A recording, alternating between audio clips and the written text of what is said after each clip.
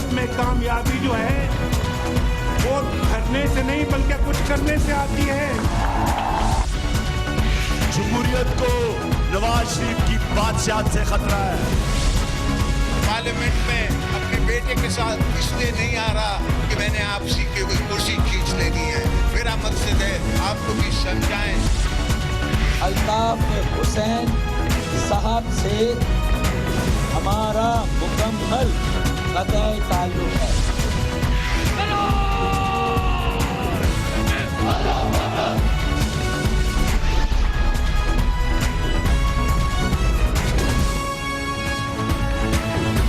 आप देख रहे हैं खबरों, तबसरों और तज्जियात पर मबनी पाकिस्तान का सबसे मोतबर न्यूज शो दुनिया कामरान खान के साथ।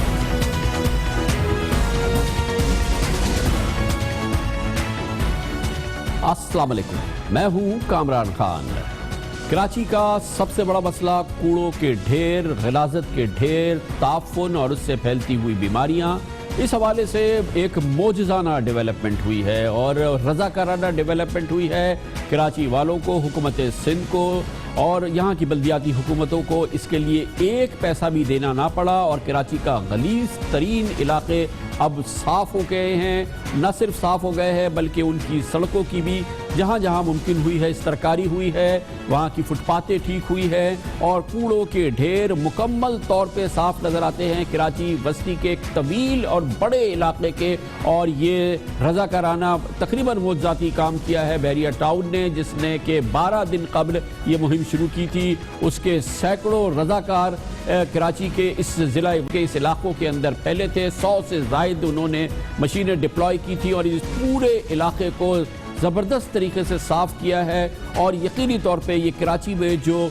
रज़ाकाराना काम होता है उसकी एक बहुत ही दरख्शां मिसाल है जो सामने आई है। लेकिन यकीनी तौर पे बहरिया टाउन और उसके रज़ाकार ये काम लाबतनाही नहीं कर सकते, हमेशा के लिए नहीं कर सकते।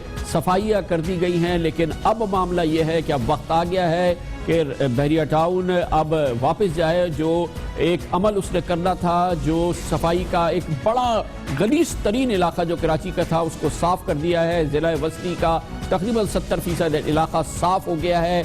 साफ़ के मायने साफ़ और वाकई जो देखने से ताल्लुक़ रखने वाली सूरत हाल है जो जिन इलाकों में ये लोग गए हैं वो हो गई है। लेकिन मसला ये है कि पीछे से फिर कूड़े के ढेर आ रहे हैं, फिर सफाई हो रही है, फिर हो रही है। वो निज़ाम जिसे अब इस सफाई को संभाल लेना था वो निज़ाम भी सामने नहीं आ रहा। लेकिन अब तक हुआ क्या है इन 12 दिनों में, जिसको हम कह रहे हैं कि ये मुआवजाती रज़ाकाराना काम है। हम दिखाते हैं अपनी इस खुसूसी रिपोर्ट पर जो हमारे नुमाइंदे खुसूसी मोहम्मद शहरियार ने तरतीब दी। जिला वस्ती से गुजरती राशिद मिन्हास रोड की किस्मत जैसे बदलना शुरू हो गई है। बहरिया टाउन के अमले ने फुटपाथ की मरम्मत समेत रंगो रोगन, मार्किंग और कैट आइस लगाना शुरू कर दी हैं और ये काम शाहराह पाकिस्तान पर भी जारी है।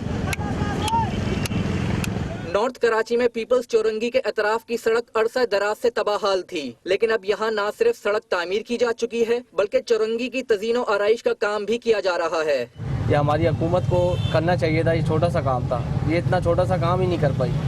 जिला वस्ती में बहरिया टाउन गुज़िश्ता 12 दिनों से सफाई मुहिम जारी रखे हुए है। अभी तक बहरिया टाउन की मशीनरी 1,22,508 टन कचरा उठा चुकी है। न्यू कराची के रिहायशी 18 साल उजैर के घर के पास से भी कचरे के अंबार उठाए गए हैं, जिस पे न सिर्फ ये बल्कि आस पास के मकीन भी सुख का सांस ले रहे हैं। रिहायशियों से भी बोलना चाहता हूँ कि दोबारा कचरा ना फेंकें जिससे बीमारियाँ फैलें और स्मेल आती है। बहरिया टाउन ने कचरा फेंकने के लिए जिला वस्ती में 100 के करीब डम्पस्टर्स भी रखे हैं।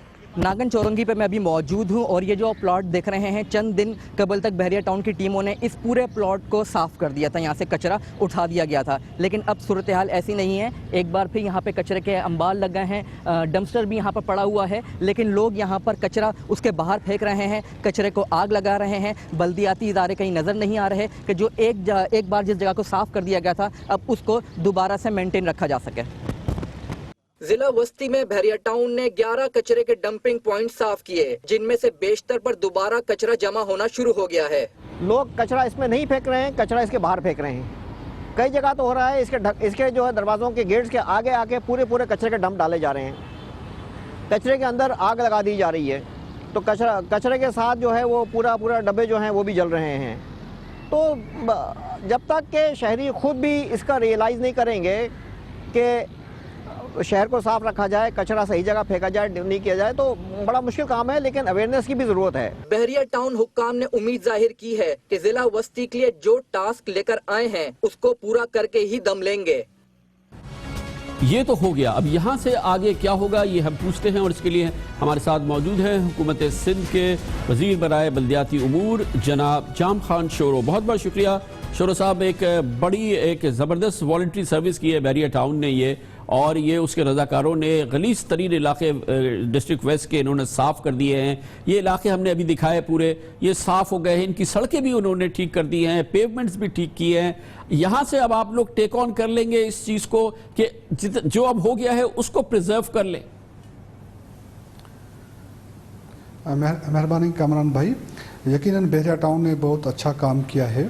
ये मैं क्लियर करता चलूँ, डिस्ट्रिक्ट सेंट्रल के इलाकों में जो हमारे गार्बेज ट्रांसफ़र स्टेशंस थे, ऑफिशियल और अनऑफिशियल गार्बेज ट्रांसफ़र स्टेशन से जहाँ से गार्बेज लैंडफिल साइट को जाता था, तो बहरिया ने एक पेशकश की और सिंध गवर्नमेंट ने वो पेशकश कबूल की। उन्होंने कहा कि हम गार्बेज ट्रांसफ़र स्टेशन से लैंडफिल साइट तक जो गार्बेज के बैकलॉग हैं उनको उठाएंगे और उठा के डिस्ट्रिक्ट सेंट्रल में जो बैकलॉग में डिस्ट्रिक्ट सेंट्रल का बताता चलूँ, रोज़ाना तकरीबन 2000 टन से ज़्यादा का गार्बेज वहाँ पे जनरेट होता है और वो गार्बेज जाम चाकरो जो हमारी लैंडफिल साइट है वहाँ पे जाता है।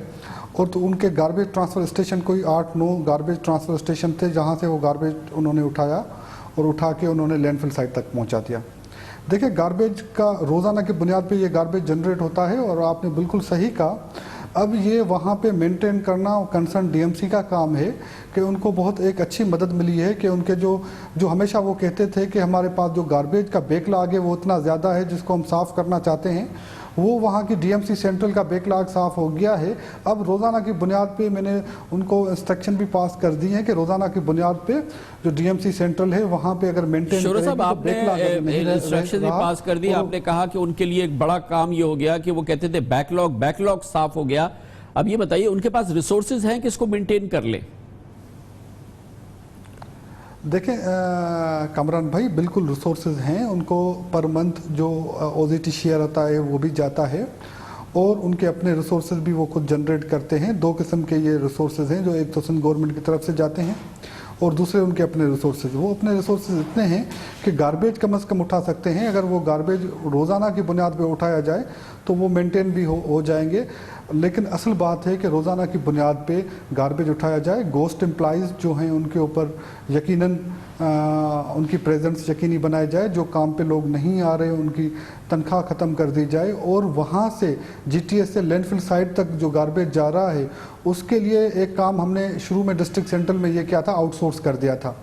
गार्बेज ट्रांसफ़र स्टेशन से लैंडफिल साइट तक गार्बेज हमने आउटसोर्स कर दिया था, क्योंकि गार्बेज ट्रांसफ़र स्टेशन से तकरीबन कोई 20-25 किलोमीटर लैंडफिल साइट हमारी दूर होती है और वहाँ पे गार्बेज लेके जाने के लिए हमें बहुत बड़ी एक गाड़ियों की ज़रूरत थी और जो गाड़ियाँ 20-25 टन गार्बेज कम से कम उठा सके। तो ईस्ट में और साउथ में हमने मैं ये जानना चाह रहा हूँ कि ये एक बहरिया टाउन की एफर्ट है और जो भी उसकी एफर्ट हुई है, ये डिस्ट्रिक्ट सेंट्रल का एक बड़ा हिस्सा जो है ना, ये काफ़ी सेटिस्फैक्ट्री हद तक साफ भी हो गया है। इन्होंने पैच वर्क वगैरह भी किया, रोडे वोडे भी अच्छी कर दी हैं और ये 12 रोज़ लगे हैं। ये तो पूरी हुकूमत सिंध है, आप ये पूरे कराची के इतने रिसोर्सेज हैं, ये आप सब मिलके एक बार ऐसा स्टेटस जो बहरिया टाउन ने सेंट्रल के इस हिस्सों में कर दिया है, पूरे कराची को आप इस स्टेटस पे ला सकते हैं? एक बार लग जाए, महीना 15 दिन 20 दिन करके। बिल्कुल कामरान भाई, मुख्तलिफ टाइमों पे इस तरह मुख्तलिफ डिस्ट्रिक्ट्स को क्लियर किया गया है, लेकिन असल मसला क्या है कि जो रोज़ गार्बेज जनरेट होता है हमारे पास, वो गार्बेज बैकलॉग वो प्रॉपरली नहीं उठाया जाता, जिसकी वजह से Sindh solid waste management board बनाया गया है, जो हमने 2 डिस्ट्रिक्ट आउटसोर्स किए हैं। परमानेंट सॉल्यूशन ये है कि मैकेनाइज तरीके से गार्बेज उठे, डस्टबिन्स में अंदर गार्बेज आए और वो लैंडफिल साइट पे जाए। जब तक मैकेनाइज तरीके से गार्बेज नहीं उठाया जाएगा तब तक ये गार्बेज जनरेट होता रहेगा और ओपन गलियों में, रस्तों के ऊपर, हमारे नदी नालों में जाता रहेगा। मैकेनाइज तरीके से हमें गार्बेज उठाना है, वो परमानेंट सॉल्यूशन है इसका और उस सॉल्यूशन के ऊपर सिंध गवर्नमेंट गई है। इस वजह से Sindh solid waste management board बनाया है और 2 डिस्ट्रिक्ट आउटसोर्स किए हैं। बहुत बहुत शुक्रिया। कमर्शियल ब्रेक और उसके बाद जिक्र करेंगे पाकिस्तान का बहुत बड़ा मसला है, पूरे पाकिस्तान का पानी। और पानी का मसला पाकिस्तान की शिकायत ये है कि भारत हमारे हिस्से का पूरा पानी देता नहीं है, मगर ये यहाँ तक बात नहीं है। सिंध कहता है कि पंजाब हमें हमारे हिस्से का पानी नहीं दे रहा। सिंध वाले में भी ये है कि जो लोअर सिंध के लोग हैं, आम काश्तकार, गरीब आबादगार, वो कहते हैं कि हमें हमारा पानी नहीं मिलता। ये तो अपर सिंध के वीआईपी वडेरे पानी ले जाते हैं, उनकी फील्ड जिससे आबियारी होती है, उनकी नहरों में ये पानी चला जाता है। ये एक इम्पॉर्टेंट मामला है, इसकी बात करते हैं छोटे से वक्फे के बाद।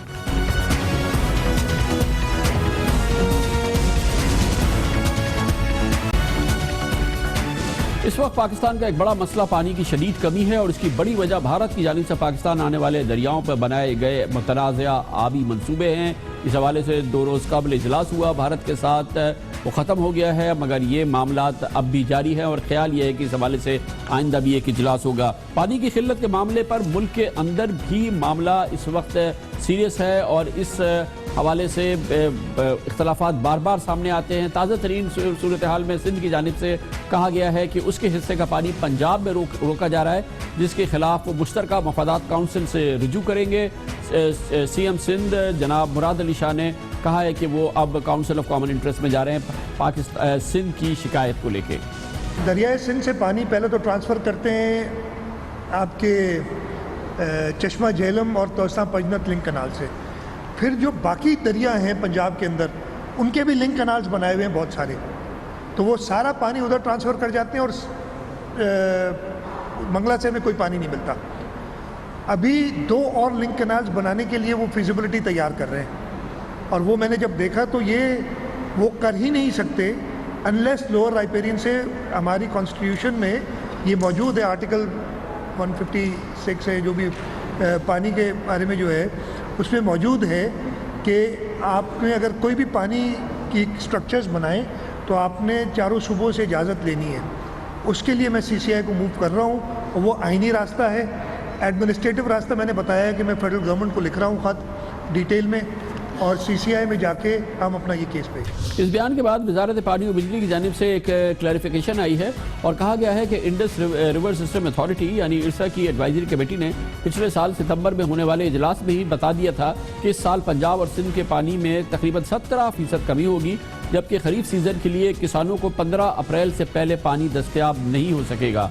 दूसरी जानिब इरसा ने पंजाब हुकूमत की मशावरत के बाद सिंध को इजाफी पानी देने के लिए पंजाब की 7 नहरें बंद कर दी हैं। ये अभी ताज़ा तरीन इत्तला है जो सामने आई है, जिसके बाद कहा जा रहा है कि आइंदा चंद रोज़ में सिंध को 5000 क्यूसिक इजाफी पानी मिलने लगेगा और ये अब सूरत हाल है। लेकिन इसमें एक और बड़ा दिलचस्प एलिमेंट है कि पंजाब से पानी का शिकवा करने वाले सिंध के वज़ीर आला जनाब सैयद मुराद अली शाह को ये इल्म होगा या ना इल्म हो कि सिंध को जितना पानी मिलता है उसमें से भी नहरों के इब्तदाई सिरों पर रहने वाले VIPs और बाअसर जो अफराद हैं वो गैर कानूनी तौर पर इजाफी पानी इस्तेमाल कर लेते हैं, जिसकी वजह से टेल यानी कि नहरों के आखिरी मरहले पर सिंध में ही रहने वाले जो लोग हैं वो पानी से महरूम रह जाते हैं। और इस हवाले से मुसलसल इल्ज़ामात सामने आते रहे हैं। सिंध आबादगार बोर्ड कहता रहा है, सिंध की कौम परस्त जमातें अक्सर ये इल्ज़ामात लगाती रही हैं कि एक बाअसर शख्सियत और कई शख्सियात पानी की चोरी में मुलव्विस हैं जिन्हें सूबाई हुकूमत की सरपरस्ती हासिल है और एक बाकायदा प्लान के तहत सिंध के अंदर ही बाअसर शख्सियात ये पानी चुरा लेते हैं और जो लोग जिनकी सिफारिश नहीं है या वो इतने बड़े वडेरे नहीं हैं उन तक ये पानी लोअर सिंध में नहीं पहुंच सकता। इस पूरी सूरत हाल में बात करेंगे, उसके लिए हमें ज्वाइन किया है वफाकी वजीर पानी और बिजली जनाब ख्वाजा मोहम्मद आसिफ ने। बहुत बहुत शुक्रिया ख्वाजा साहब। सीरियस शिकायत है जो चीफ मिनिस्टर सिंध की जानिब से आई है कि पंजाब में नई स्ट्रक्चर्स बन रहे हैं और पानी पहले ही जो सिंध में कम आ रहा है वो पंजाब में दूसरे सिस्टम्स के जरिए वो डेविएट किया जाता है, वो दूसरी जगहों पर पहुँचाया जा रहा है, जिसका सिंध को बराह रास्त नुकसान हो रहा है। कि मैंने प्रेस कॉन्फ्रेंस सुनी थी मुराद अली शाह साहब की। मेरा ख्याल है कि वो फैक्चुअल पोजीशन या तो उनको इल्म नहीं है या वो फैक्चुअल पोजीशन पेश नहीं कर रहे। इस दफ़ा बारिशें जो है नहीं होने की वजह से हमारा जो रेजरवायर है तरवेला में और मंगला में वो डेड एंड पे पहुंच गए और ये पहले हमने वार्न किया हुआ था कि इस दफ़ा बारिशें जो हैं वो उसकी वजह से जो फसल है वो इफेक्ट हो सकती है। और ये फैसिलिटी जो है रेजर्वायर की ये perhaps अवेलेबल नहीं होगी। और वही हुआ, लेकिन अल्लाह ताला ने करम और फजल किया कि बारिशें लेट शुरू हो गई और उनकी वजह से जो है हम उस फसल की जो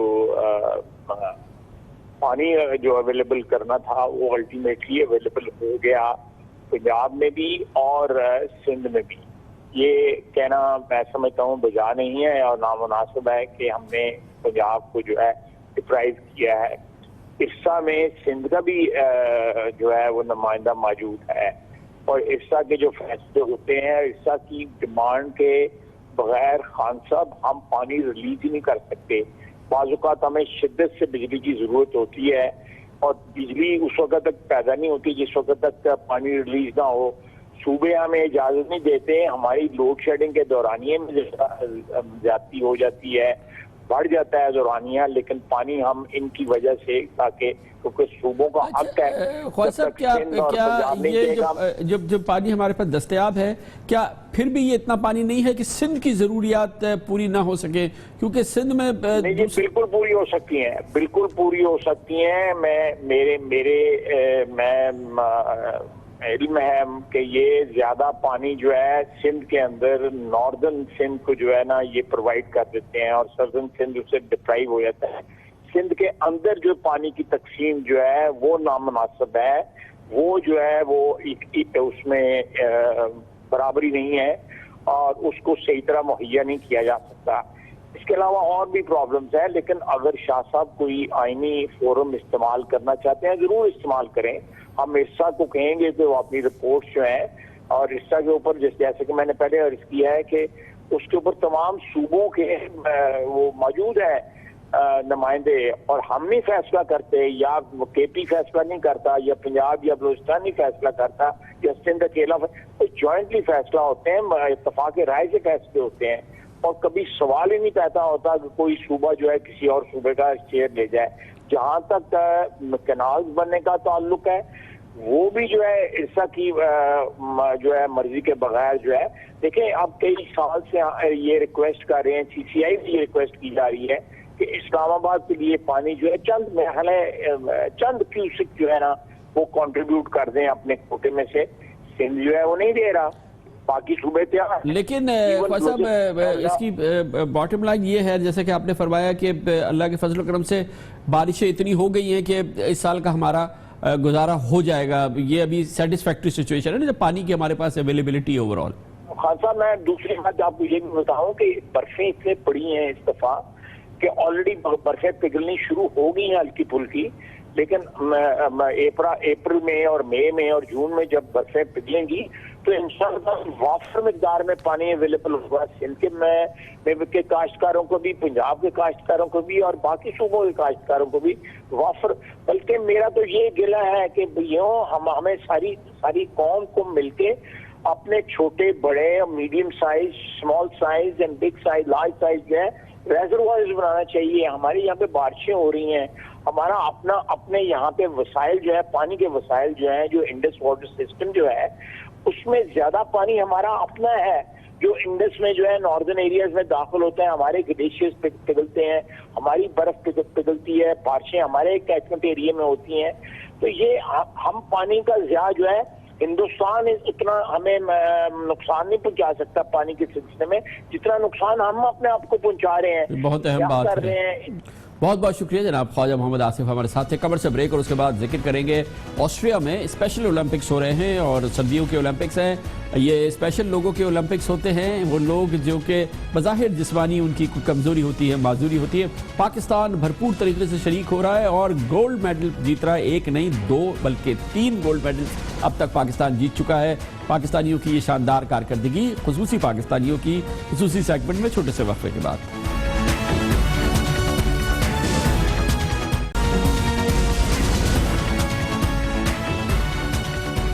ऑस्ट्रिया में 2017 के स्पेशल ओलंपिक गेम्स हुए हैं, वर्ल्ड विंटर गेम्स हैं।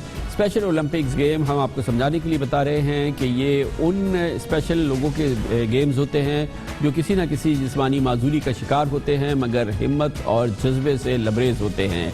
इस स्पेशल ओलंपिक्स में पाकिस्तान ने भी शिरकत की है और पाकिस्तान की टीम ने, इन स्पेशल पाकिस्तानियों ने शानदार कारकर्दगी का मुजाहरा किया है और ये बड़ी अच्छी खबर है। 18 मार्च से जारी था ये मेगा इवेंट। इसमें पाकिस्तान के खुसूसी खिलाड़ी आज आखिरी दिन तक 14 तमगे हासिल कर चुके हैं। पाकिस्तान के ये खुसूसी लोग हैं जिन्होंने कि इस स्पेशल ओलंपिक्स में, जिसकी इस दफ़ा की थीम है ट्रेनिंग फॉर लाइफ के, उसमें हिस्सा लिया है और पूरी दुनिया के 107 ममालिक से यहाँ मौजूद हैं। 2700 खिलाड़ी हैं इसमें जो कि इन खुसूसी गेम्स में हिस्सा ले रहे हैं। पाकिस्तान ने इसके लिए 12 खिलाड़ी भेजे हैं। आपको पता है पाकिस्तान के माहौल में ये 12 खुसूसी पाकिस्तानी जिन्होंने कि इसमें जो पार्टिसिपेट कर रहे हैं, इसमें पाकिस्तान की कामयाबियां क्या कुछ हैं, इनकी पार्टिसिपेशन क्या है, ये हम आपको दिखाते हैं इस खुसूसी रिपोर्ट में।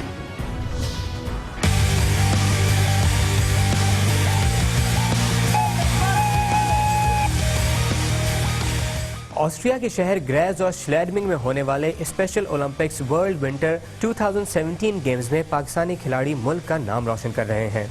पाकिस्तानी टीम के 12 खिलाड़ियों में 4 खवातीन भी शामिल हैं। खवातीन के स्नो शूइंग इवेंट में पाकिस्तान की फातिमा आमिर, फरहा एहसन, रमशा नईम और सबाहत तारिक ने 400 मीटर रिले रेस में गोल्ड मेडल हासिल किया। टीम ने यह फासला 20.54 सेकंड में तय किया। यही नहीं बल्कि सबाहत तारिक ने स्नो शूइंग की 100 मीटर्स की रेस में भी गोल्ड मेडल जीता। पाकिस्तान की मर्दों की टीम जिसमें मोहम्मद हमजा, हुज़ैफा काजी, मोहम्मद अब्दुल्ला और परवेज़ अहमद शामिल थे, उन्होंने भी 400 मीटर्स रिले रेस में कामयाबी हासिल करते हुए चांदी का तमगा हासिल किया। इसके साथ ही हुज़ैफा काजी ने 200 मीटर्स की स्नो शू रेस में गोल्ड मेडल भी अपने नाम किया। पाकिस्तान की टीम ने इस special Olympics world winter games में अभी तक 4 सोने, 6 चांदी और 4 कांसी के तमगे जीते हैं।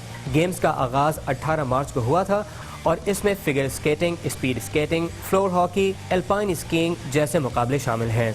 पाकिस्तान की रेगुलर ओलंपिक टीम ने आखिरी बार ओलंपिक्स में मेडल कब जीता था ये तो याद करना ज़रा मुश्किल है, मगर ये अफराद अपनी माजूरी के बावजूद मुल्क का नाम ऐसा रोशन कर रहे हैं कि इन्हें भुलाना मुश्किल होगा।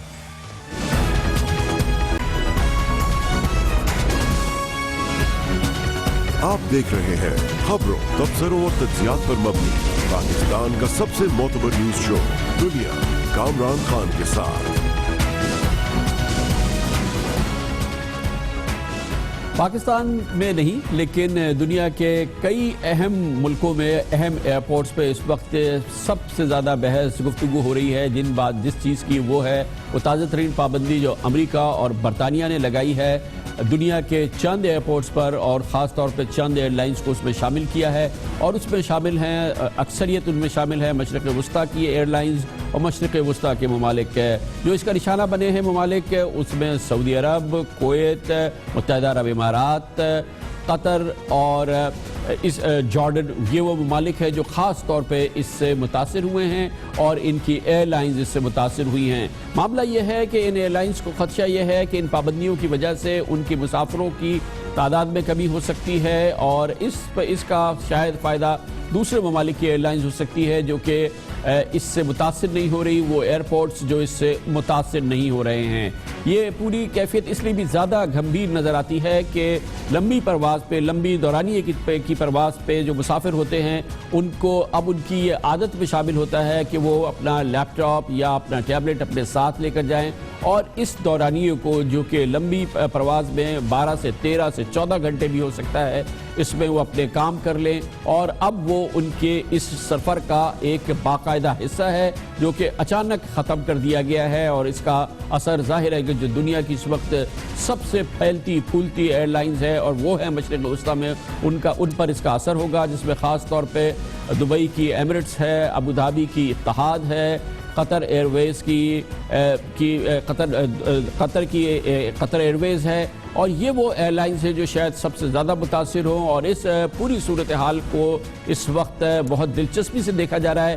ख्याल ये किया जा रहा है कि वो एयरपोर्ट्स जो कि इससे मुतासिर नहीं हुई हैं, वो एयरलाइंस जो इससे मुतासिर नहीं हुई हैं और वो बराह रास्त अमेरिका ट्रैवल करती हैं, अमेरिका जाती हैं, अमेरिका बरतानिया जाती हैं, वो एयरलाइंस जो इन एयरपोर्ट्स पर नहीं इन एयरपोर्ट से नहीं चलती, उनको इससे फ़ायदा होगा।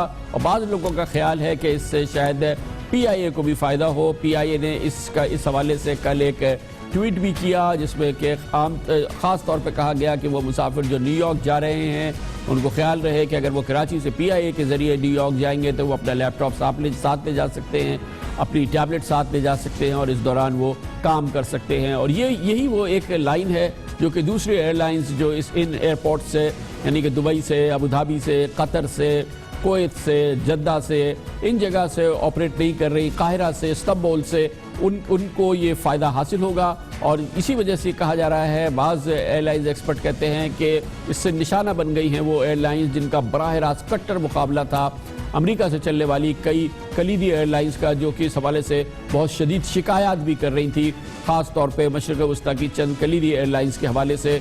इसके मकासद के हवाले से भी बड़ी गुफ्तगू हो रही है। और इस हवाले एक बड़ी दिलचस्प रिपोर्ट सामने आई है जो कि कतर के मुमताज़ अल जज़ीरा चैनल ने तरतीब दी है, वो हम आपको दिखाते हैं।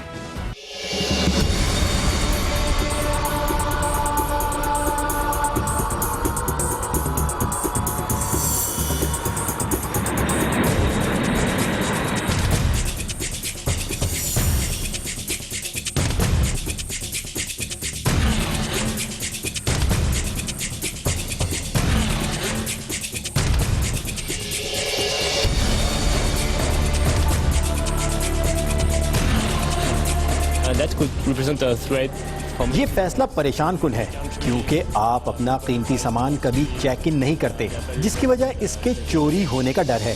तो मैं तो अपना लैपटॉप चेक इन नहीं कराऊंगा। जरा उन लोगों का सोचिए जिन्हें हवाई जहाज में अपने लैपटॉप पर काम करना होता है, ये उनकी जरूरत है और ये फैसला उनके लिए निहायत बुरा है। हवाई जहाज में मुख्तलिफ कौमियत के लोग मौजूद होते हैं, तो जो इंसान कुछ भी कर सकता हो वो अपना लैपटॉप उठाएगा और किसी दूसरी एयरलाइन में जाकर वही हरकत कर सकता है। पता नहीं ये फैसला कितना मुफीद है।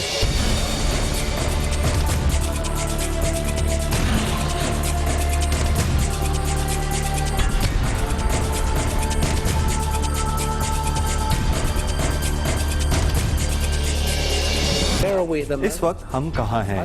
इस ताज़ा फैसले के बाद हमारा कारोबार मुंजमद हो चुका है।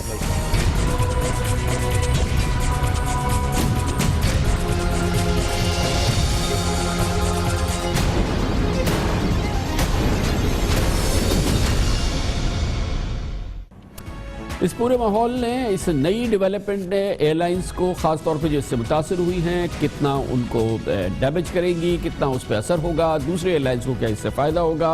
और सबसे बड़ी अहम बात यह है कि मुसाफिर जो पहले ही हवाई सफ़र से और उसके हवाले से जो मुश्किलात हैं उससे परेशान होते हैं, वो डिस्करेज होंगे। तमाम उमूर पर बात करते हैं। इसके लिए हमारे साथ मौजूद हैं पाकिस्तान में एविएशन इंडस्ट्रीज़ के मुमताज़ माहिर, पाकिस्तान इंटरनेशनल के साबिक डायरेक्टर मार्केटिंग और जेरीज इंटरनेशनल के चीफ ऑपरेटिंग ऑफिसर जनाब कामरान हसन। बहुत बहुत शुक्रिया कामरान साहब, बहुत शुक्रिया। ये जो मामला हुआ है, ख़ास तौर पे ये जो ताज़ा सिक्योरिटी इस तरह के हैंडआउट्स आते रहते हैं, लेकिन ये ख़ास तौर पे वो हैंडआउट है जिसने इन मुसाफिरों के हाथ से उनके लैपटॉप को ले लिया है, उनके टैबलेट्स को ले लिया है। और वो ज़ाहिर बहुत परेशान है, 12 घंटे की फ़्लाइट, और वो क्या करें इस दौरान, कब तक वो एयरलाइन की मूवी देखेंगे। आपके ख्याल में हर्ट होंगी बड़े तौर पे, बहुत ज़्यादा हर्ट होंगी ये एयरलाइंस जो कि कमरान साहब, इस पे जो जिन आपने तस्करा किया, इस पे बेसिकली जो इम्पोर्टेंट चीज़ है, बॉटम लाइन वो ये है कि इन सारी एयरलाइंस का जो बिज़नेस क्लास है वो डेफिनेटली इफ़ेक्ट होगा। और बिज़नेस क्लास का पैसेंजर ही इन एयरलाइंस को सस्टेनेबिलिटी प्रोवाइड कर रहा था ऑन ट्रांस अटलांटिक। अच्छा, इकोनॉमी क्यों नहीं मुतासिर? इकोनॉमी वाला भी तो लैपटॉप लेके बैठता है। इकोनॉमी वाला लैपटॉप लेके बैठता है, लेकिन बिजनेस क्लास पैसेंजर अपने ऑफिशियल काम के लिए बैठता है।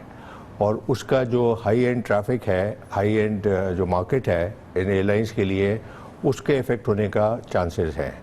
और आप ये फरमा रहे हैं कि ये जो हाई क्लास में पैसेंजर बैठा हुआ है, बिजनेस क्लास में शायद फर्स्ट क्लास में भी, ये कॉर्पोरेट पैसेंजर है, काम से जा रहा है जी हाँ। और वो इस 12 घंटे को काम के लिए इस्तेमाल करता है, उसको आदत हो गई है, अब वो इसमें डिस्करेज होगा। एब्सोल्युटली, और उसकी वजह से एयरलाइंस की इकोनॉमिक भी जो इकोनॉमिक्स है वो इफेक्ट होगी, क्योंकि जो हाई यील्ड पैसेंजर से उसकी यील्ड्स बहुत हाई होती है।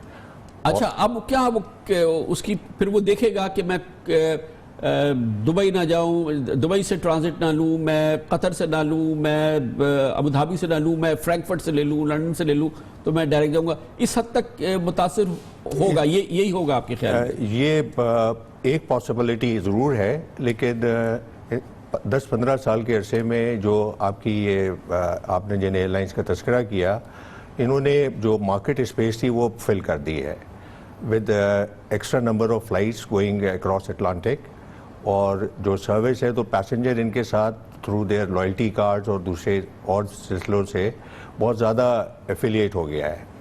तो वो टाइम लगेगा with the passage of time, और ऑल्टरनेट्स इसको ढूंढना पड़ेंगे, क्योंकि अभी जो इनका इतना मैसिव फ्रीक्वेंसी नेटवर्क है, so that provides a very built in question. अच्छा कामरान साहब, ये समझ में नहीं आ रहा कि अगर लैपटॉप एक ऐसी हैजर्ड है जिसमें कि कोई चीज़ ऐसी कंसील हो सकती है, तो वो तो किसी भी कैरियर पे हो सकता है, वो किसी भी एयरपोर्ट से लेकर चल सकता है। इसके लिए सिर्फ चंद एयरलाइंस और चंद एयरपोर्ट्स क्यों चुने गए? और इसमें ऐसे एयरपोर्ट्स भी हैं, मिसाल के दुबई तो महफूज तरीन शहरों में से है, अबू धाबी महफूज तरीन है, दोहा महफूज तरीन है, कतर एयरवेज, मगर वो भी इसमें शामिल है। उसमें कामरान साहब जब ये ऐसी कोई इम्पोज करते हैं रिस्ट्रिक्शन या कोई और सिलसिला होता है, तो they must be having very cogent reasons for that, और सिक्योरिटी रीजंस पे कोई कॉम्प्रोमाइज़ नहीं होता। तो जब ये इम्पोज हुआ है तो they must be having definitely very cogent reasons for that. अच्छा, एक मसला इसके बिल्कुल अलहदा चल रहा है, यूएस गवर्नमेंट से शिकायत बड़ी इंटेंसली की हुई है। जो यूएस कैरियर हैं, डेल्टा, यूनाइटेड, अमेरिकन, ये दूसरे जो यूएस कैरियर है, वो कहते हैं कि हम मुकाबला नहीं कर पा रहे कतर का, कतर एयरवेज का, एमिरेट्स का, इत्तेहाद का, और उसकी मुख्तलिफ उन्होंने वजूहात बताई हैं। और वो उनका ऐसा लगता है कि उनका बिजनेस जो है वो ये जो मशरिक़ वस्ता की ख़ासतौर पे ये 3 एयरलाइंस है, इन्होंने उसको बहुत ही सख्त टफ टाइम दिया है, बल्कि उनको काफ़ी हद तक उनके बिजनेस को छीन लिया है। मैं इस मामले की बात नहीं कर रहा, लेकिन ये एक एविएशन इंडस्ट्री की, जो ग्लोबल इंडस्ट्री, उसका एक बहुत बड़ा मसला है ना। वो है, मैंने जैसे अभी पहले अर्ज़ किया कि जो गुज़िश्ता 10-15 साल में ये एक मेगा कैरियर्स की फॉर्म में जब एयरलाइंस आई हैं, अब जो एयरलाइंस हैं उस पर जो सबसे बड़ा 380 एयरक्राफ्ट है, उस पर मेजॉरिटी ऑपरेटर्स जो है वो इन्हीं एयरलाइंस में से हैं। तो you can very well imagine कि जी इनका क्वांटम कितना है और ये स्पेस कितनी फिलअप कर चुके हैं ऑलरेडी, और इनकी क्लाइंटेल जो है वो बड़ी लॉयल किस्म की डेवलप हो गई है। तो इस सूरत हाल में वो जो आपने दूसरी चीज़ अर्ज फरमाई अपना, उसमें ये है कि वो एक फैक्टर ज़रूर हो सकता है, लेकिन इस इम्पोजिशन से उसका ताल्लुक नहीं है। आपके that may be a separate factor. अच्छा, ये बताएं कि हमारा ख्याल ये है कि वो एयरलाइंस, वो कैरियर्स जो कि बराह रास्त अमेरिका ऑपरेट कर रहे हैं, PIA उसमें शामिल है, और इस पूरे माहौल में क्या PIA के लिए आपके ख्याल में गुंजाइश बनती है कि वो इंटेंसली अपने आप को मार्केट करे, अपनी प्रोडक्ट को मार्केट करे? कि जाहिर है कि ये एक पैसेंजर्स के लिए एक डिस्करेजिंग चीज़ तो हो गई है जो ट्रांजिट कर रहे हैं दुबई से, अबू धाबी से, कतर से, कि उनसे कहे PIA में आओ। आपके ख्याल में गुंजाइश है PIA के पास, और इस मार्केट, इस डिमांड को फिल कर सकती है PIA? कामरान साहब, इस पर मैं एक आपको थोड़ा हिस्ट्री में ले जाना चाह रहा हूँ, बैक थोड़ा सा, और उसमें यह है कि PIA was the first Asian carrier to operate out of New York. First Asian carrier, और ये 1961 में से ऑपरेट कर रही है। और जब ये PIA ने पैन अमेरिकन के जहाज़ लीज करके 707 एयरक्राफ्ट, जो state of the art aircraft था उस ज़माने का, उससे ऑपरेशन शुरू किया था। लेकिन unfortunately for the last 56 years PIA अपना फुट होल्ड नहीं बना सका इस पर्टिकुलर मार्केट में, ट्रांस अटलांटिक मार्केट में। उसकी वजूहात भी हैं, और सबसे बड़ी वजह यह है कि इसकी जो यील्ड्स हैं ट्रांस अटलांटिक रूट्स की वो कम है, तो एयरलाइन की प्रॉफिटेबिलिटी इफ़ेक्ट होती है। लेकिन अब PIA के पास एक मेक और ब्रेक चांस है इस मार्केट में री एंटर करने का विद अ फुल बैंग। वो इस तरह से कि अगर PIA अपनी प्रोडक्ट मार्केटिंग ठीक करती है और इस मार्केट नीश को जो मैंने अर्ज़ की आपसे कि जो बिज़नेस क्लास की हाई फेयर की वजह से इकनॉमिक्स एयरलाइंस की इम्प्रूव हो जाती है, जो अभी तक पीआईए का प्रॉब्लम रहा है कि इसकी ऑपरेटिंग कॉस्ट मीट नहीं होती ट्रांस अटलांटिक रूट पे, लेकिन जो हाफ हार्टेडली पीआईए खाली 2 फ्लाइटें चला रहा है इस वक्त, तो उससे बेहतर है कि एक दफ़ा मेक और ब्रेक एक चांस ज़रूर लेना चाहिए पीआईए को इस नई सिनेरियो में, और अगर फ़्लाइटें इंक्रीज़ करके एक चांस लेना ज़रूरी है। बहुत बहुत शुक्रिया जनाब कामरान हसन हमारे साथ थे। खबर से ब्रेक और उसके बाद जिक्र करेंगे कराची के मसाइल बेपना बेइंतहा। ये अब तक ये एक चीज़ नहीं हुई थी कि इसके लिए बाकायदा लोग भरपूर तौर पे सड़कों पे नहीं निकले थे या उनको नहीं बुलाया गया था, मगर अब ये होने जा रहा है। आइंदा हफ्ते पाक सरजमीन पार्टी और मुस्तफा कमाल सड़कों पर आ रहे हैं, कराची वालों को बुला रहे हैं और कराची के लिए, कराची के मसाइल के हवाले से एक फैसला कुन तहरीक चला रहे हैं। इसकी बात करेंगे। मुस्तफा कमाल हमारे साथ होंगे छोटे से वक्फे के बाद।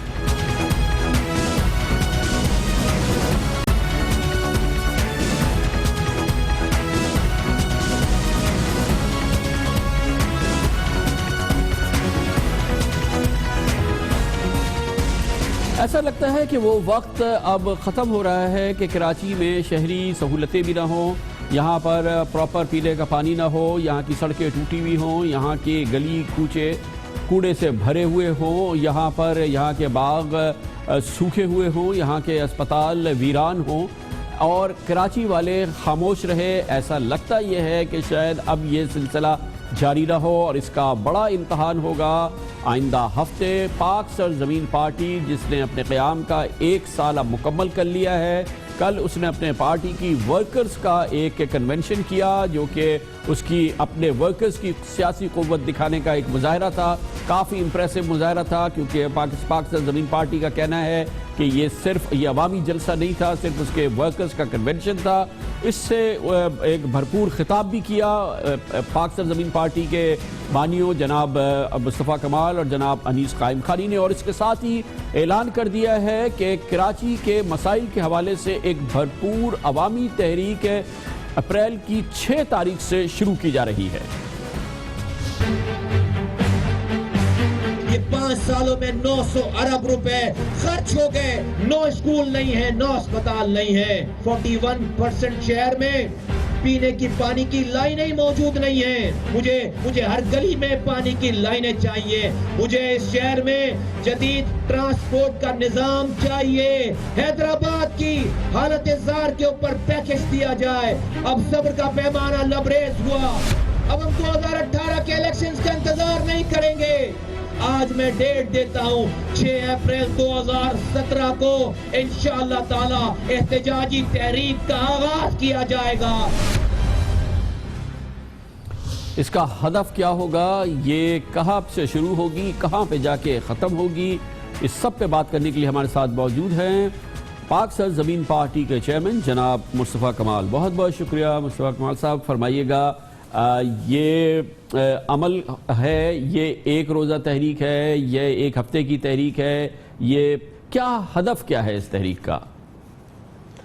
कारण भाई हम लोगों को हम बैठेंगे किसी भी जगह पे, हमने जगह भी डिसाइड किया नहीं है। हमारे पास 2-3 ऑप्शंस हैं और हम उस जगह पे जाकर बैठेंगे और लोगों को जमहूरी तरीके से आईनी दायरों में रहकर कानूनी तरीके से, और वो फिर हमने लोगों को मोबिलाइज करना है। लोगों के इसके ऊपर हमने आवाज़ दी है, लोगों को हमारी आवाज़ हमारी बात समझ में आ रही है। हम लोगों के पास गलियों में जा रहे हैं और लोगों को फिर लेकर हम एक जमहूरी मुजाहरा करेंगे। उसकी कोई डेट कब तक जारी रहेगी उसकी कोई लिमिट नहीं है, हमने उसको कॉन्फाइन नहीं किया है। हमें कॉन्क्रीट, अब ये कोई सिंबॉलिक नहीं होगा, हमें कॉन्क्रीट काम चाहिए, हमें कॉन्क्रीट अमल दरामद चाहिए। हुकूमतें मौजूद हैं, इदारे मौजूद हैं, फंक्शन कर रहे हैं, तनख्वाहें जा रही हैं, बजट बन रहा है, बजट खर्च हो रहा है, सैकड़ों अरब रुपए जा रहे हैं, चीज़ें नज़र नहीं आ रही। आज इस शहर के कचरे को उठाने के लिए मलिक रियाज साहब को बुलाना पड़ता है। शर्म आनी चाहिए। मुझे इस इस तमाम काम को चलाने वालों को कि जो शहर 78% रेवेन्यू कमा कर देता है, वहां पर जो मलिक रियाज साहब आकर उस शहर का कचरा उठाएं जो कि पूरे पाकिस्तान को रेवेन्यू कमा कर देता है। तो ये सारा सिलसिला जो है वो नहीं चलना चल अच्छा, ये बताइएगा और हम इलेक्शन के अब आपकी जमात एक साल ही हुआ है, लेकिन क्या आप में ये कॉन्फिडेंस है, इसकी इतनी कुव्वत है कि इस लेवल की तहरीक चलाई जा सके जो कि पाकिस्तान के सबसे बड़े शहर में इससे पहले चली नहीं है? इस शहर के लिए अभी आज तक कोई अवामी और कौमी तहरीक नहीं चली है। आपको कितना एतमाद है, आपकी कितनी इस वक्त कुव्वत है कि इसको सस्टेन कर सके और फिर डिलीवर भी कर सके? कामरान भाई, हमें बिल्कुल, हम ये फेसबुक और ट्विटर की पॉपुलैरिटी पे हमने ये सारा अपने आप को इवेलुएट बिल्कुल नहीं किया है। हम ग्रास रूट लेवल के लोग हैं, लोगों से मिलते हैं, लोगों की गलियों में जाते हैं, कराची के एक चप्पे चप्पे पे हमने जाकर मीटिंगें कर ली हैं और हमारा वर्किंग एनवायरनमेंट है, हमारे ऑर्गेनाइजेशन हमारी इन प्लेस चली गई है। 2 यूनियन काउंसिल्स हैं, 32 टाउन्स हैं, 6 डिस्ट्रिक्ट्स हैं, 1 डिवीजन है। ये कि कराची की मैं आपको फॉर्मेशन बता रहा हूँ। हमारी ग्रिप है, अल्लाह का शुक्र है, ग्रास रूट लेवल तक, और लोग हमारे साथ खड़े होंगे। इसलिए कि कोई भी ऐसा घर नहीं है कराची का, चाहे वो किसी जुबान बोलने वाला हो, किसी मसलक का हो, किसी इलाके का रहने वाला हो, जिसके घर की प्रॉब्लम की हम बात ना कर रहे हो, जिसकी प्रॉब्लम की हम बात ना कर रहे हो। तो लोग अपनी मसालिक, अपनी जुबान, अपनी पार्टी एफिलिएशन से बालातर होकर इंशाअल्लाह ताला हमारे साथ खड़े होंगे और हमारे साथ खड़े हैं। मुझे बिल्कुल भरपूर हम पर एतमाद है, मुझे उम्मीद है और मैं कन्विंस हूं उसके ऊपर। लेकिन एक जुमला और बोल दूं साथ साथ, मैं कहता हूं कि खुदा ना खास्ता अगर एक भी आदमी मेरी बात नहीं सुनता, एक भी आदमी मेरी बात नहीं करता, तो जिस तरह से हम 3 मार्च को 2016 को 2 अफराद आकर हमने सिर्फ दावत दी है, ऐलान किया है और पैगाम दिया है, हमारा काम है आवाज लगाना और वहां पर खड़े हो जाना। मैं अगर अकेला भी रह गया, मैं अकेले जाकर वहां बैठ जाऊंगा और अकेले जाकर अपनी जान में वहां पर रखूंगा, अपने आप को मैं पेश करूंगा, इसलिए कि भाई मैं तो यही कर सकता हूं, मैं तो यही कर सकता हूं, और वहीं अकेले खड़े होकर मैं आवाज लगा रहा हूं अगर एक भी आदमी मेरे साथ नहीं आता। लेकिन अल्लाह का शुक्र है कि लोगों ने हमारी बात सुन ली है, हमारी बात मान ली है और ये लोगों की डिमांड है, लोगों की बात है जो हम करने जा रहे हैं। लेकिन मुस्तफा, इसमें एजेंडा तो बहुत बड़ा है, ये इतना फैले हुए एजेंडे को एक तहरीक में समोना कैसे होगा? ये आप इसके लिए प्रायोरिटीज सेट करेंगे, किस तरीके से आगे बढ़ेंगे? जाहिर है कि इतनी बड़ी डिमांड लिस्ट को किसी के लिए मनवाना, मानना भी एक नामुमकिन सा अमल होगा। ये है थोड़ी सी कॉम्प्लिकेटेड मामला। कामरान भाई, ओवरनाइट चीजें जो है वो ठीक होना शुरू हो सकती हैं। मैं नहीं कह रहा ओवरनाइट चीजें ठीक हो जाएंगी। ओवरनाइट 1 घंटे में, 1 रात में इंटेंशन ठीक हो तो ओवरनाइट चीजें ठीक होना शुरू हो सकती हैं। फॉर इंस्टेंस कामरान भाई, 41% शहर में आज पानी की लाइनें ही मौजूद नहीं है। टैंकर्स माफिया का राज चल रहा है। दैट मीन्स के पानी तो आपके शहर में मौजूद है ना, कोई ऐसी जगह नहीं जहां पर पानी पहुंचता नहीं। हाँ, पानी लाइनों से नहीं पहुंचता, टैंकर से पहुंचता है। भाई खो देना शहर को। अभी शहर पे आपकी वैसी सड़कें तबाह हैं, तबाह हुई हुई हैं, बेकार आपकी टूट फूट का शिकार है। पूरे शहर में पानी की बेसिक नेसेसिटी की लाइन डालने की इब्तिदा करने से कौन रोक सकता है? मैं नहीं कहता कि एक रात में, पूरी 1 हफ्ते में तमाम लाइनें डल जाएंगी। पूरे शहर के 41% शहर में पानी की लाइन डालने का इंतजाम तो शुरू किया जा सके। क्या डिफेंस का एरिया हो, क्या कच्ची आबादी का एरिया हो, क्या महमूदाबाद हो, क्या वहां पर लाइनें ही मौजूद नहीं है, वहां पर स्ट्रक्चर ही मौजूद नहीं है। गरीब इलाकों में भी, अमीर इलाकों में, इसमें कौन सी रॉकेट साइंस है? क्यों नहीं कर सकते? 80% कमा कर देने वालों का शहर में, तो सिर्फ बेसिक नेसेसिटी की बात करता हूं। एक ग्रीन लाइन चल रही है ट्रांसपोर्ट का, जहां पर तबाह हो गया हो, रुस्वा हो गए लोग, बसों में ट्रेवल करने वाले और रिक्शों में ट्रेवल करने वाले और चिंची में ट्रेवल करने वाले। वहां पर फेडरल गवर्नमेंट के तवस्सुस से एक ग्रीन लाइन बस का सिर्फ मंसूबा चल रहा है, जिसपे काम हो रहा है। बकिया रावी चैन ही चैन लिख रहा है। कोई मैस ट्रांजिट की बात कहीं पे भी नहीं है, बस बातों में है। ग्रीन, ब्लू लाइन और येलो लाइन और ऑरेंज लाइन और फला लाइन, अभी तक ग्राउंड पे कुछ भी नहीं हो रहा है।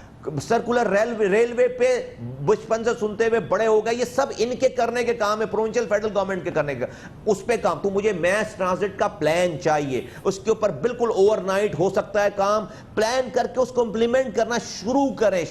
हम ये नहीं कहते कि जब तक काम नहीं हो जाएगा तो हम बैठे रहेंगे, एहतजाज करते रहेंगे। काम होने लगेगा, इंप्लीमेंट होने लगेगी चीजें, हमें नजर आ रहा होगा और फिर डेवोल्यूशन ऑफ पावर करें। ये तमाम पैसा किसी की पर्सनल जागीर नहीं है, पाकिस्तान का पैसा है। नेशनल फाइनेंस कमीशन में जिस तरह से आपको पैसे मिलते हैं, आप PFC अवार्ड करें, प्रोविंशियल फाइनेंस कमीशन बनाएं, आप डिस्ट्रिक्ट को उसकी आबादी के हवाले से, उसकी गुर्बत के हवाले से, उसके रेवेन्यू जनरेशन के फॉर्मूले के तहत जिस तरह से आप NFC में आप इसके लिए मुसलसल कह रहे हैं कि डेवोल्यूशन ऑफ पावर होना चाहिए, इख्तियारात जो है निचली सतह तक मुंतकिल होने चाहिए। मिसाल के तौर पे आपका मुतालबा तस्लीम होता है और ये सिंध हुकूमत इस चीज़ को मानती है, तो इख्तियारात तो मुत्तहदा कौमी मूवमेंट पाकिस्तान की लोकल गवर्नमेंट्स हैं उन तक पहुँचेंगे, उनके मेयर तक पहुँचेंगे। आपको बराह रास्त ज़ाती तौर पे तो और आपकी जमात को तो कोई फ़ायदा नहीं होगा इसका। यही मेरी ईमानदारी और इंटीग्रिटी की जमानत है, की एंडोर्समेंट है कामरान भाई। बिल्कुल मुत्तहदा कौमी मूवमेंट के मेयर को पहुंच जाएं, जो कि अभी हिफ्स तक हमारे बदतरीन मुखालफिन में से हैं। मैं उनकी मुखालफत की वजह से मैं लोगों से नफरत या लोगों से मुखालफत, लोगों से दुश्मनी तो नहीं करूंगा, ताकि फिर कल को लोग अभी जो आज वो इख्तियारात के ना होने का रोना रो रहे हैं और अपने मजे कर रहे हैं, कल को फिर हम जब हम उनसे उनके पास बैठे होंगे उसके बाहर के, भाई करो अब लोगों के काम करो, बिल्कुल उन्हीं को इख्तियारात मिलने चाहिए। देखिए ये मेयर, ये किसी नाम को इख्तियारात नहीं मिलेंगे, मेयर के ऑफिस को मिलेंगे। आज मुत्तहदा कौमी मूवमेंट वाले हैं, कल कोई और होगा वहां पर, परसों कोई और होगा वहां पर, बिल्कुल उनको इख्तियारात मिलने चाहिए। मुझे इसमें कोई आर नहीं है। और मजे की बात है कि उनके मांगने से इख्तियारात नहीं मिलेंगे, इसलिए कि उनके पास बैगेजेस हैं बहुत बड़े बड़े। कोई क्रेडिबल लीडरशिप चाहिए जिसके मांगने से इख्तियारात मिलेंगे। और वो अल्लाह का शुक्र है कि ये एजाज अल्लाह ताला ने हमें दिया हुआ है। और ये जो 6 अप्रैल से आपकी तहरीक शुरू हो रही है, ये फिर सफ़र भी है एक तरह से, ये इलेक्शन कैंपेन भी आप कह रहे हैं 2018 में आपका ये दावा है कि आप हुकूमत बनाएंगे, आप यहाँ पे इलेक्शन जीतेंगे, तो इलेक्शन की तैयारी भी शुरू है 2018 के इंतखाबात की। इंडीड यही है, हम कोई इलेक्शन के पॉइंट ऑफ व्यू से नहीं कर रहे, लेकिन मैं ये चलते चलते जाकर यही मेरा इलेक्शन मैनिफेस्टो। मैं कोई कश्मीर के ऊपर मैंने पूरा इलेक्शन कैंपेन नहीं बना रखा, मैंने अमेरिका से ताल्लुकात के ऊपर पूरा, वो मेरे चैप्टर्स हैं मेरे पास, मेरी मंशूर में। कामरान भाई लोग रुस्वा हो गए हैं, 3,50,000 बच्चे हर साल बढ़ जाते हैं ग़िज़ा और पानी की ना होने की वजह से। 1 करोड़ बच्चे स्टंटेड ग्रोथ का शिकार, उनका दिमाग और उनके जिस्म नहीं बढ़ रहे पीने के पानी और ग़िज़ा की वजह से। 2 करोड़ 26 लाख बच्चे आपके मुल्क में स्कूल नहीं जा रहे। वो स्कूल कैसे जाएंगे, उनके पेट में रोटी नहीं है। आप कहते हैं दहशतगर्दी खत्म करेंगे, इनमें से 1% बच्चा, 0.1% बच्चे गलत रास्ते में, जिनके पेट में भूख है और वो स्कूल नहीं जा रहे, वो अगर दहशतगर्दों के हाथों में चढ़ेंगे, आप इस मुल्क में तबाही बर्बादी रोक ही नहीं सकते। आपकी अगली इकोनॉमी स्टंटेड इकोनॉमी होने जा रही है। किसको फिक्र है इस बात की? हम मेट्रोज बनाएंगे, हम बड़े बड़े दावे। कामरान भाई 5 सालों में 2005 से 2012 से 2017 तक 906 अरब रुपए सिर्फ इस हेल्थ और एजुकेशन पे खर्च हो गए। 906 अरब रुपए, 9 स्कूल और 9 अस्पताल आप पूरे सिंध में नहीं दिखा सकते। मैं सिंध की बात कर रहा हूं। खुदा के वास्ते अगर अभी भी हम बोलते हैं कि भाई मैं लानत भेजता हूं ऐसी सियासत पे, मुझे पीने का पानी चाहिए, मैं बड़ा लीडर नहीं बनना चाहता, मैं उस मां का लीडर बनना चाहता हूं जिसके बच्चे भूख से मर रहे हैं। बहुत बहुत शुक्रिया जनाब मुस्तफ़ा कमाल, चेयरमैन पाक सरज़मीन पार्टी। 6 अप्रैल से कराची के लिए भरपूर अवामी तहरीक का ऐलान कर चुके हैं। कमर्शियल ब्रेक और उसके बाद जिक्र करेंगे अमरीकी स्पेशल फोर्सेस को, अमरीकी जासूसों को सन 2011 से पहले पाकिस्तान में धड़ाधड़ वीज़े दिए गए, सैकड़ों हज़ारों वीज़े दिए गए। अब ऐसा लगता है कि मामला पीपल्स पार्टी की हुकूमत के गले में पड़ ही गया है। इसका इंकशाफ उस वक्त के सफ़ीर जनाब हुसैन हक्कानी ने किया था। आज उस वक्त के वज़ीर आज़म जनाब यूसुफ रज़ा गिलानी को इसे तस्लीम करना पड़ा है। एक गुंजलक सूरत हाल पैदा हो रही है पीपल्स पार्टी के लिए, इस पर बात करेंगे छोटे से वक्त के बाद।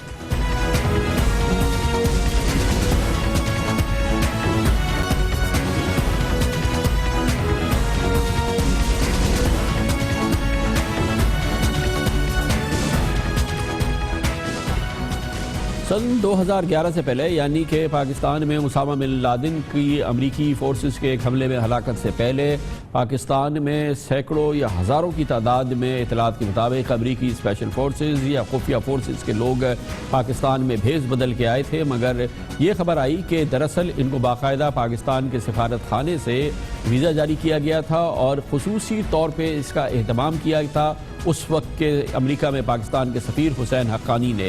हुसैन हक्कानी का ये इंकशाफ अब लगता है कि पीपल्स पार्टी के गले में पड़ रहा है, क्योंकि पहले तो पीपल्स पार्टी ने इस बात से इनकार किया कि हुसैन हक्कानी को कुछ इस किस्म का इख्तियार दिया गया था।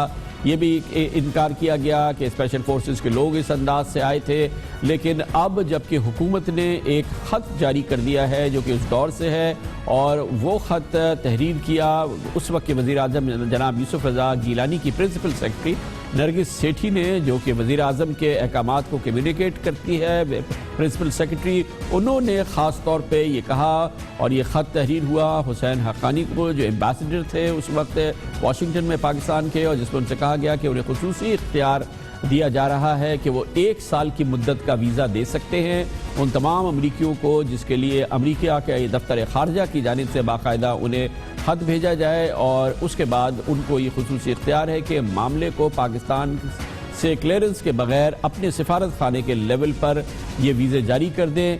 अब ये खबर है कि कल जनाब सरताज अजीज़ ने सेनेट पे ये कहा कि तकरीबन 2000 अमरीकी इस अरेंजमेंट के तहत पाकिस्तान में आए।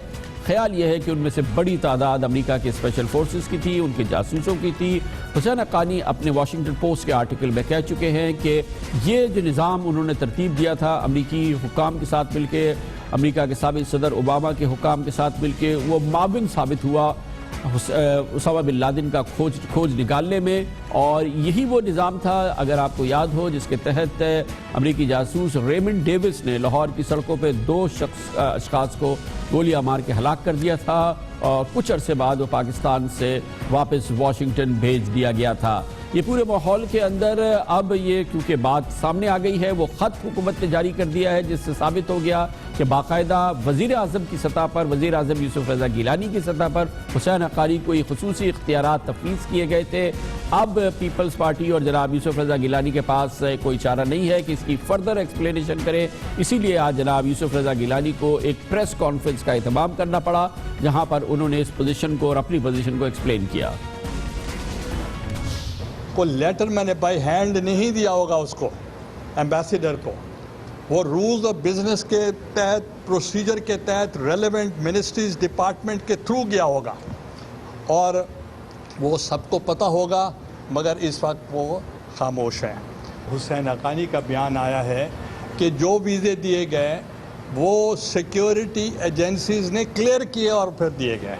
तो इसलिए मैं ये आपको बताना चाह रहा हूँ कि ये एक नॉन इशू को इशू बनाना चाह रहे हैं। मैंने कौमी असम्बली में कहा था कि उसामा बिन लादेन की मौजूदगी पर इन्वेस्टिगेशन की जाए, ना कि वीज़े के प्रोसीजर को डिस्कस किया जाए। जिन्होंने एबटाबाद पर ऑपरेशन किया वो पाकिस्तान के हदूद में किसी भी वीज़ा से नहीं आए थे। तमाम मालूमात वीज़ों के मुतालिक मेरा अब मुतालबा है 2002 से लेकर 2017 तक होना चाहिए। इससे पहले उसी ज़माने में पार्लियामेंट से खिताब करते हुए जनाब यूसुफ रज़ा गिलानी पूछ चुके हैं कि ये भी तो पूछा जाए कि उसामा बिन लादेन पाकिस्तान में 6 साल से किस वीज़े पे रह रहा था, और अभी उन्होंने ये पूछा कि वो अमरीकी हुकाम और अमरीकी स्पेशल फोर्सेस के लोग जिन्होंने एबटाबाद पे ये हमला किया वो किस वीज़े से पाकिस्तान में दाखिल हुए थे। ये बहुत अहम सवाल हैं। यूसुफ रज़ा गिलानी साहब उस वक्त के वज़ीर आज़म पूछते हैं। इस पूरे मामले में सफ़ीर का इख्तियार, अगर उसको खुसूसी इख्तियारात भी तफवीज़ कर दिए जाएँ, जैसे कि यूसुफ रज़ा गिलानी ने जनाब हुसैन हक्कानी को दिए थे, उसका इख्तियार कितना होता है, इस तरह इस तमाम मामले में सिफारत खाने किस तरह से ऑपरेट करते हैं, ये सब पूछेंगे। पाकिस्तान के नामवर सीनियर सिफारतकार और साबिक़ सिफारतकार, साबिक़ सेक्रेटरी खारजा जनाब शमशाद अहमद ख़ान हमारे साथ मौजूद हैं। शमशाद साहब, बहुत बहुत शुक्रिया। ये पूरी कंट्रोवर्सी आपके सामने है। हमें और हमारे नाज़रीन को ये ज़रा सा काइंडली एक्सप्लेन कीजिएगा कि सफ़ीर के पास किस हद तक इख्तियार होता है जब उसको एक वीज़ा एप्लीकेशन उसके सिफारत खाने में आती है, सफ़ीर का उसमें कितना किरदार होता है, ख़ास तौर पे अगर उसको खुसूसी इख्तियारात भी तफवीज़ कर दिए जाए, जैसे कि वज़ीर आज़म यूसुफ रज़ा गिलानी ने हुसैन हक्कानी साहब को किया था कि वो 1 साल तक का वीज़ा दे सकते हैं, मगर वो कुल्ली तौर पर, ज़ाती तौर पर वो क्या उनका किरदार होता है, और अगर सिफारत खाने का किरदार होता है तो वो किन हिस्सों में तकसीम होता है? कामरान खान साहब, जिस तरह आज दुनिया में तमाम मुल्कों की तरह पाकिस्तान में हर किस्म का कानून मौजूद है, हमारे यहाँ आइन भी मौजूद है, कवानीन मौजूद हैं, और उसी तरह ये वीज़ा पॉलिसीज जो होती हैं इसके ऊपर भी हमारे पास कानून मौजूद हैं, और सिफारत खाने उन कवानीन के तहत वीज़ा पॉलिसी पर अमल करते हैं। सफ़ीर के इख्तियारात के बारे में मैं बात कर सकता हूँ। वो इस तरह कि मैं खुद भी सफ़ीर रहा हूँ। मुझे याद है मैं न्यूयॉर्क में जब अक़वाम मुत्तहिदा में सफ़ीर था तो कई मरतबा अमेरिका के बहुत बड़े मीडिया के लोग, जिनके बारे में मुझे भी शक होता था कि ये मोटिवेटेड रीजन की वजह से पाकिस्तान जाना चाहते हैं, मैंने कभी वीज़ा नहीं उनको दिया था। मैंने हमेशा उनकी एप्लीकेशन रेफ़र की थी, और अगर हुकूमत ने अप्रूव किया तो वीज़ा दिया, वरना नहीं दिया। इस केस में यकीनन सफ़ीर को सिर्फ एक डिस्क्रिशन होती है जहां उसको 100% यकीन हो कि ये केस कोई ना कोई इंटेलिजेंस का आदमी है, ना ऑपरेटिव है, या ना कोई तखरीबकार जा रहा है। हर तरह से वो अगर मुतमईन होगा तो वो अब खुद फैसला कर सकता है, वरना नहीं। अब कहा तो ये जा रहा है कि उसको ऑथराइजेशन दी गई है, लेकिन इस बारे में मैं तो कुछ नहीं कह सकता कि ये खत असली है नहीं है क्या है। लेकिन अगर खत गया है तो कामरान खान साहब एक चीज है कि सफीर के लिए प्राइम मिनिस्टर से बढ़ के और कोई ऑथराइजेशन नहीं हो सकती। जब अगर मैं सफीर हूँ, मुझे अगर प्राइम मिनिस्टर ऑथराइजेशन। खान साहब ये तो अब तय हो गया, क्योंकि अभी यूसुफ रजा गिलानी साहब ने तस्लीम किया है कि खत उन्हीं का था, और ख़त के मंदरजात हमारे सामने हैं। उसमें कहा है कि आपको खुसूसी इख्तियार दिया जा रहा है, 1 साल तक का आप वीज़ा दे सकते हैं, और उनको ये भी बता दिया गया है कि हम उन वीज़ाज़ की बात कर रहे हैं जो आपको अमरीकी हुकूमत की जानिब से भेजे जाएंगे, और अमरीका की दफ्तर ख़ारजा इस सिलसिले में आपको तहरीरी तौर पर आगाह करेगी। ये जब उनको ऑथराइजेशन मिल गई तो अब उनको स्टेट डिपार्टमेंट की जानिब से जो भी वीज़े की एप्लीकेशन आती है, तो हुसैन हक्कानी साहब को इख्तियार था कि उसको जो वाशिंगटन में एम्बेसी में ISI का लिंक है, या मिलिट्री अटैची है, या IB के लिंक हैं, या और कोई महकमा है, उसको रेफ़र किए बगैर खुद वो कहें अपने मातहत अमले से कि ये वीज़ा जारी कर दे। इस माहौल के अंदर ये इख्तियार, आपके ख्याल में उनके पास ये इख्तियार था? ये बहुत अनयूजुअल बात है, और अगर ये इख्तियार था तो ये इख्तियार किसने दिया, तो जाहिर है उसके बारे में मैं बात नहीं कर सकता, कामरान खान साहब। लेकिन इसमें हुसैन हक्कानी साहब कह चुके हैं कि वो हर वीज़ा रिक्वेस्ट जो थी, वो जो एम्बेसी में इंटेलिजेंस ऑफिशियल्स होते थे उसको रेफर करते थे, वहां से वो क्लियर होती थी, और फिर ये उस प्रोसेस के तहत इंट्रा एम्बेसी प्रोसेस होता था, जिसके बाद ये इशू होता था। अब ये मैं इसका चूंकि गवाह नहीं हूं, तो मेरे लिए इस बारे में कुछ भी कहना वो सही नहीं होगा, क्योंकि मैं तो वाशिंगटन में नहीं था। लेकिन अगर वो कहते हैं तो फिर ये अब जो लोग मुतल्लिक़ हैं इससे, जिनका फॉरेन ऑफिस पे हो सकते हैं, इंटीरियर मिनिस्ट्री हो सकती है, इंटेलिजेंस ब्यूरो हो सकता है, ISI हो सकता है, जहां पे असूलन जब वो वीज़ा दे रहे होते थे तो वो सिर्फ अपनी ऑथराइजेशन का इस्तेमाल करते हुए उन तमाम इदारों को उनको चाहिए था कि वो मतला करते, और मेरे ख्याल में शायद किया भी हो। लेकिन ये मैं यकीन से नहीं कह सकता, क्योंकि मैं अगर उनकी जगह होता तो मैं तो बाकायदा कवायद के मुताबिक काम करता। अब इस सूरत में जिस तरह मैंने ये सब खबरें उस वक्त 2011 में, 2008 के बाद इनफैक्ट हम सब लोग आपकी तरह कामरान खान साहब अखबारों में पढ़ा करते थे कि बहुत ऑपरेटिव्स पाकिस्तान में घूम रहे हैं, और बड़ी बड़ी गाड़ियों में मेहमान खानों में रखा गया है उनको, और सबको पता था ये कौन लोग हैं, सड़कों पर दंदनाते फिरते थे। तो यानी हम लोग एक अजीब कौम हैं, मैं तो ये कहूँगा कि सब कुछ जानते हुए भी हम अनजान बन जाते हैं। अब ये बात जिस वक्त हो रही थी, किसको नहीं पता था कि इस तरह के लोग पाकिस्तान में आए हुए हैं। अब रेमोन डेविस यहाँ आया हुआ था, उसका वीजा एक्सपायर हो गया, फॉरेन ऑफिस ने कहा हम नहीं इसका वीजा एक्सटेंड करेंगे। वो उस वक्त के हमारे इंटीरियर मिनिस्टर ने उसका वीजा एक्सटेंड किया, और वो फिर पकड़ा गया कत्ल में। और बदकिस्मती ये है कि फिर उसको रहा भी किस तरीके से किया गया। सुना है कि वो जो हल था उसको रिहा करने वाला, वो भी हमारे हुसैन हक्कानी साहब ने तजवीज़ दिया था, दियत वाला। तो बदकिस्मती हमारी यही है कामरान साहब, ये बताऊं, एक आदमी जिम्मेदार नहीं है, ये हमारा पूरा सिस्टम जिम्मेदार है, सारा इसको ब्लेम करना पड़ेगा। जी हाँ, बिल्कुल, आपने बिल्कुल सही कहा। बहुत बहुत शुक्रिया जनाब शमशाद खान, साबिक सेक्रेटरी खारजा हमारे साथ है। कमर से ब्रेक और उसके बाद जिक्र करेंगे पाकिस्तान में इस वक्त एक मकाम पर जो सबसे बड़ी तामीरात हो रही है वो कराची के सबब्स में बहरिया टाउन कराची का तामीराती मनसूबा है, जिसमें एक अंदाजे के मुताबिक पाकिस्तानियों ने 500 अरब रुपए से ज़ायद की सरमायाकारी की है। यहाँ इस मंसूबे में जिस तरह की शाहकार सामने आ रहे हैं वो देखने से ताल्लुक़ रखते हैं और अब यहाँ पर आबादकारी का अमल भी शुरू हो गया है। नायाब चीज़ें सामने आ रही हैं और बहुत ही पॉजिटिव डेवलपमेंट है कराची के लिहाज से। इसकी बात करते हैं छोटे से वक्फे के बाद।